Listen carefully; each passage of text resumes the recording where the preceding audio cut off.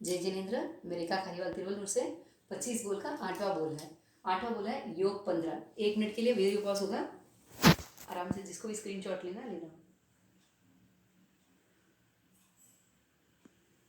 तो अभी क्या है, 8वें बोले योग 15। फर्स्ट योग यानी क्या है? योग मतलब जो भी जीव के साथ मन वचन और काया से जो भी क्रिया करते हैं हम, मन के हेल्प से, वचन के हेल्प से और काया के हेल्प से जो भी काम या क्रिया करते हैं उसको योग कहते हैं। तो ये होगा योग का डेफिनेशन। अब योग कितने? 15 बोले, एकदम ईजी बोलेंगे, ये बोल इतना ही है, बस छोटा सा की है, बस ये डिटेल एक्सप्लेनेशन है।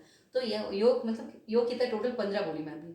मन वचन और काया से होने वाले काम को योग कहते हैं। तो 4 मन के, इसको एकदम सिंपल ही कर लेंगे, 4 मन के, 4 वचन के और 7 काया के। मन वचन और काया के काम को अपन योग कहते हैं ना। तो 4 मन के कौन कौन से हैं? तो मन के 4 है, सत्य मन योग, असत्य मन योग, मिश्र मन योग, व्यवहार मन योग। ऐसे ही वचन के भी 4 रहेंगे, सत्य भाषा, असत्य भाषा, मिश्र भाषा, व्यवहार भाषा। ये हो गया 4 और 4 8, हो तो यहाँ तक हो गया। 4 मन के 4 वचन के, जैसे मन बोले वैसे ही वचन हो गया 8। लास्ट नेक्स्ट है 7 काया के। अब काया के 7, काया मतलब शरीर ना। तो शरीर अपन क्या देखेना? 5 शरीर देखना। तो उसमें मेन 3 शरीर है। तो काया के याद करने के लिए टोटल 7 है।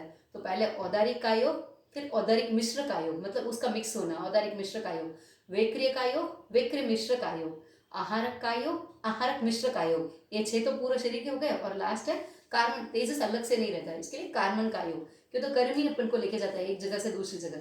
तो ये है कार्बन का योग। ये हो गया टोटल जी योग 15। ये पूरा बोल यहाँ हो गया। अभी इसके डेफिनेशन मतलब इसका एक्सप्लेनेशन देखेंगे, बाकी बोल तो खत्म हो गया। अभी सत्य मन योग यानी क्या?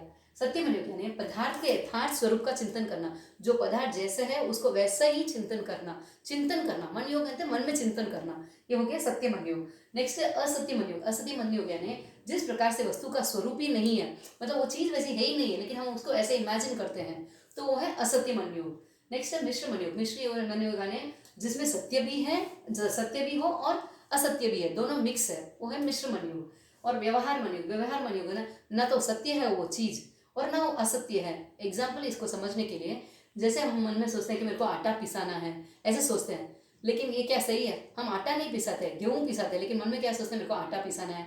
और एक एग्जाम्पल ऐसे और सोच सकते हैं कि अपन मन में सोचते हैं ये रोड कहाँ जा गया, कहाँ जाएगी, या सोचते हैं कि हाँ अभी अभी मेरे को चेन्नई जाना, तो चेन्नई आ गया, ऐसे मन में सोचना। चेन्नई तो नहीं आता है, हम जाते हैं, ऐसे सोचना, वो सब व्यवहार में आ जाता है। ये हो गया व्यवहार मन योग। जैसे हम मन योग किए हैं, 4 मन के बोले, वैसे ही वैसे वचन के।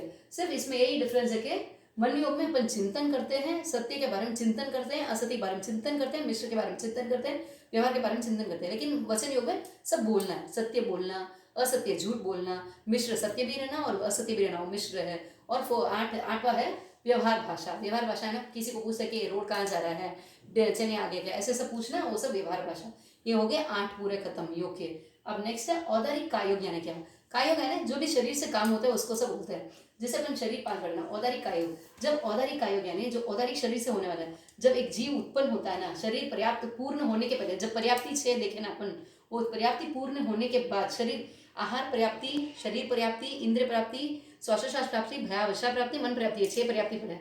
जब शरीर पर्याप्ति सेकेंड वाली पर्याप्ति पूरी हो जाएगी ना, उसके बाद जो भी काम होता है, उसके बाद से लेके मृत्यु तक, जब तक जो भी कार्य होता है, वो सब औदारिक कायोग में। जो शरीर पर्याप्ति पूर्ण होने के बाद जो भी काम होता है वो सब औदारिक कायोग। ये हो गया औदारिक कायोग। अच्छे से समझ लेना, या मतलब सबको यहाँ तो थोड़ा डाउट होता ही रहता है। नेक्स्ट औदारिक मिश्र कायोग। औदारिक मिश्र कायोग यानी मनुष्य और तिर्यंज की अपर्याप्त अवस्था।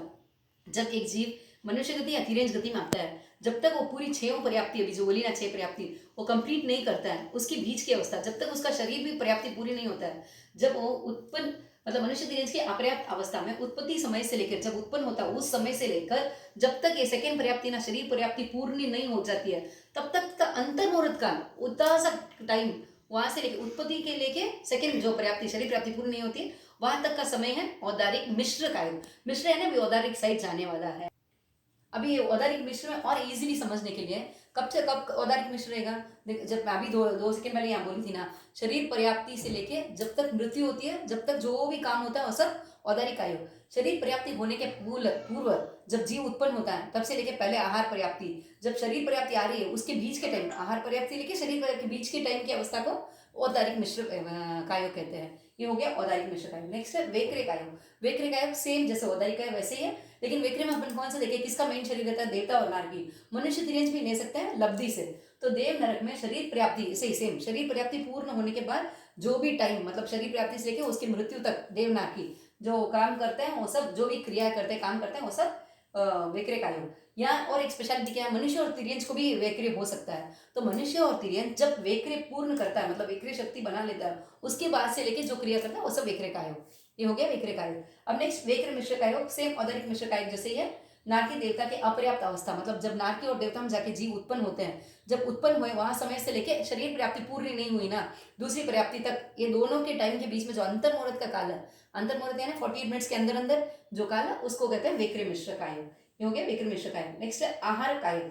आहार का योग मतलब क्या है, आहार कहने एक अपने हाथ से एक शरीर का पुतला बनाते हैं आहारक शरीर में।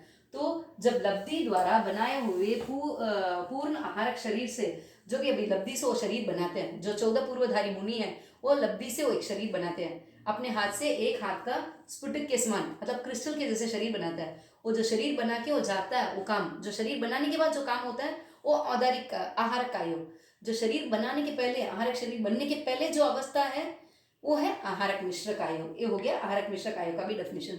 लास्ट है कार्मन का योग, सबसे इंपॉर्टेंट है कार्मन का योग। कार्मन का योग यानी क्या, कार्मन शरीर से जो क्रिया व्यापार होता है, ये अनारक मतलब, अनारक मतलब जो खाना नहीं खाता, मतलब एक गति से दूसरी गति में, जब जीव काल करता है ना, यहाँ से मैं दूसरी गति में अभी जा रही हूँ, तो जब काल करके यहाँ से दूसरी गति में जाता है तो कौन काम करता है, कार्मन शरीर। कार्मन कर्म की वजह से हम वो गति में जाएंगे, लेकिन लेके कौन जाता है, कार्मन शरीर यानी कर्म। ये सब डिफरेंस सबको हमेशा टेंशन होता है, कार्मन शरीर या कार्मन काया में क्या डिफरेंस है। कार्मन शरीर तो सिर्फ कर्म है, जो हम कर्म बांधे उसके हिसाब से गति में जाएंगे, लेकिन लेके कौन जाता है, लेके जाता है कार्मन कायोग। जब जीव की मौत हो जाती है तो 1 2 3 समय के अंदर जीव जिस गति में जाना वहां चला जाता है, तो वो उसका काम कार्मन कायोग करता है, यहाँ से एक गति से दूसरी गति में लेके जाता है, एक भाव से दूसरे भाव में जाता है। उस वक्त में होने वाली जो भी क्रिया है उस वक्त, उसको कहते हैं कार्मन कायोग। ये हो गए पूरे 15 कायोग।